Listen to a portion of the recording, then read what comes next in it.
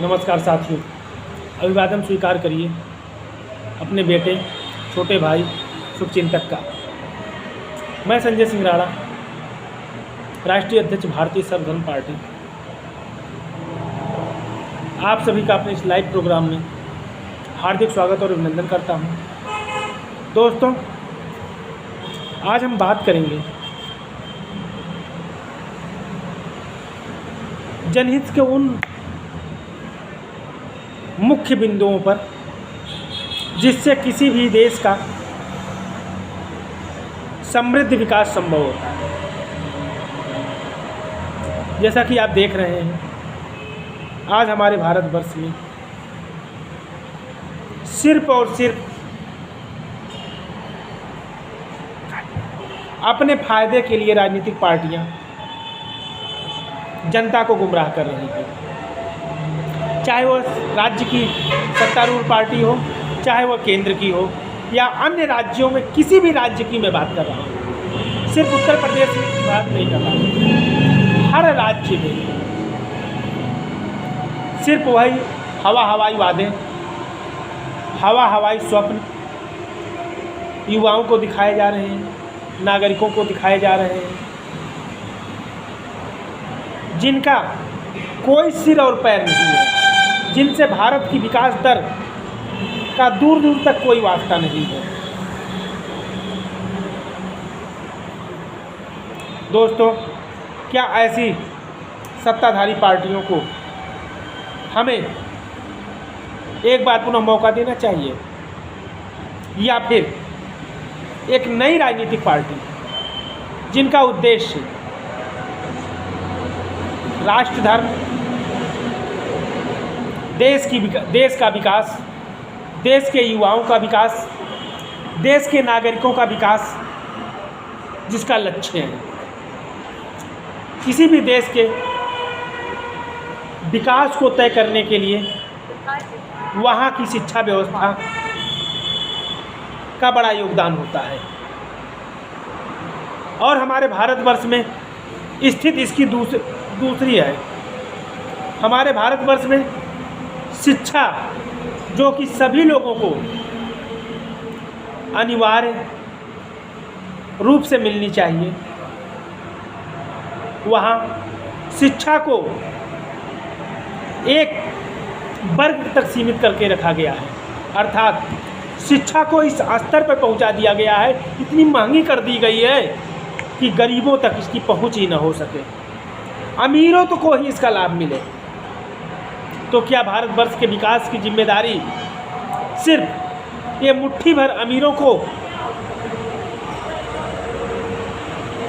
दी जानी चाहिए, या कि देश के विकास में भारत के हर 140 करोड़ हिंदुस्तानी भाइयों का बराबर का योगदान होना चाहिए?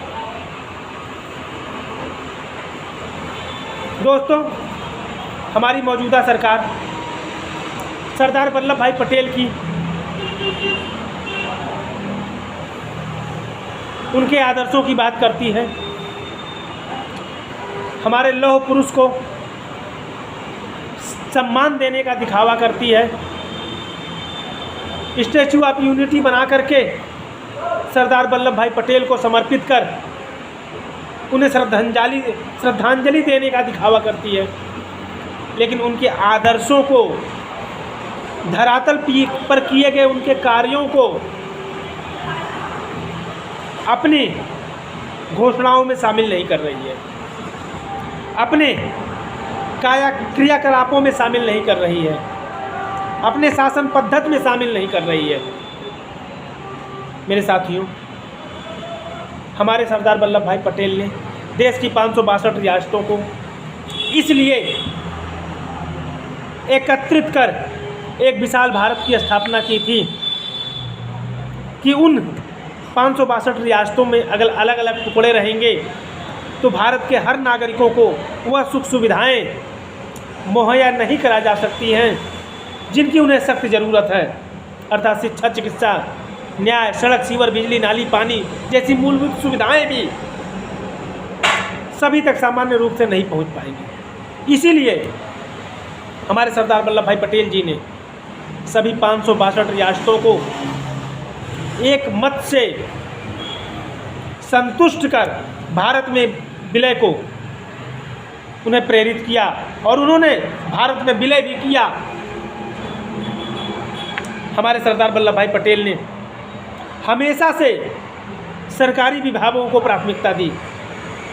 उनकी सोच रही है कि देश में हर काम, हर डिपार्टमेंट सरकार के अंडर में हो, सरकारी हो, जहां लोगों को सुख सुविधाएं निःशुल्क प्राप्त हो, आसानी से प्राप्त हो, चाहे वो शिक्षा हो, चाहे चिकित्सा हो, चाहे न्याय हो, चाहे अन्य सरकारी संस्थान हो।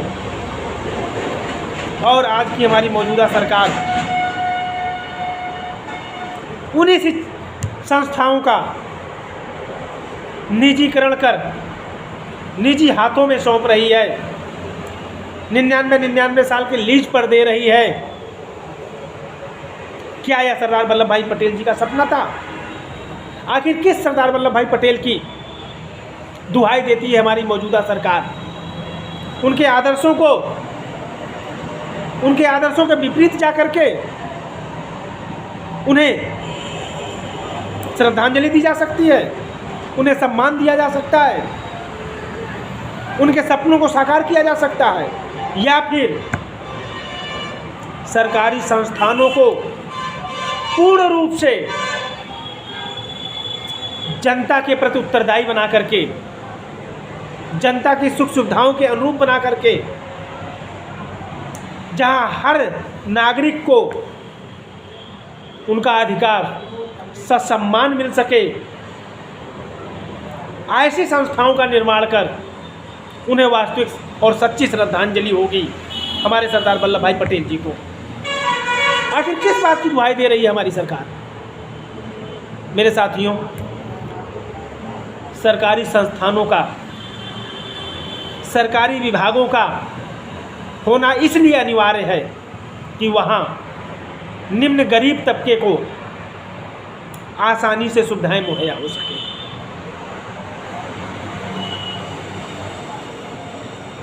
मेरे साथियों, उदाहरण मैं देना चाहूँगा। आज अगर कोई गरीब अकस्मात निम्न मध्यम वर्गीय परिवार को 2 घंटे में लखनऊ से दिल्ली जाना हो, तो वह चाहकर भी आज चौधरी चरण सिंह हवाई अड्डा, अब तो अडानी हवाई अड्डा कहा जाए, की सेवा नहीं ले सकता है, क्योंकि उसकी दर इतनी बढ़ गई है।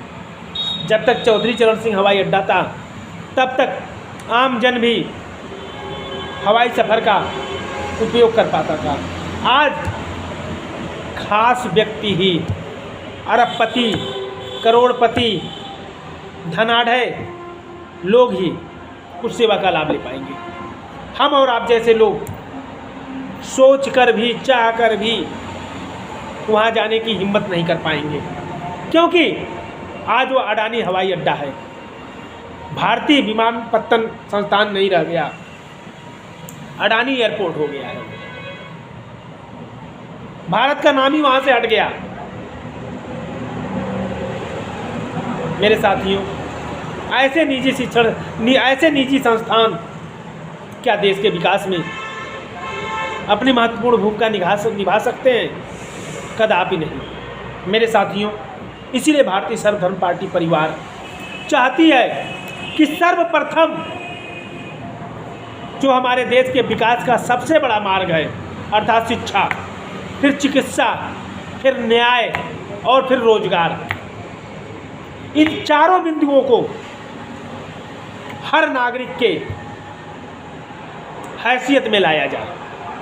हर नागरिक की इन तक पहुंच सुनिश्चित की जाए। ऐसा सपना लेकर के भारतीय सर्वधर्म पार्टी परिवार संघर्ष कर रही है। मेरे साथियों, शिक्षा को पूर्ण रूप से निःशुल्क बना करके आम नागरिकों को इसका लाभ दिलाना चाहती है। चिकित्सा को पूर्ण रूप से निःशुल्क बना करके आम नागरिकों को इसका लाभ देना चाहती है। न्याय को पूर्ण रूप से निःशुल्क बना करके हर आदमी को न्याय उपलब्ध कराना चाहती है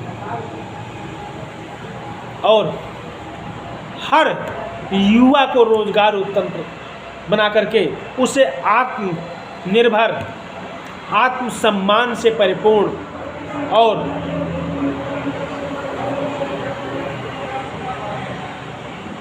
गौरवपूर्ण जीवन जीने को प्रोत्साहित करती है।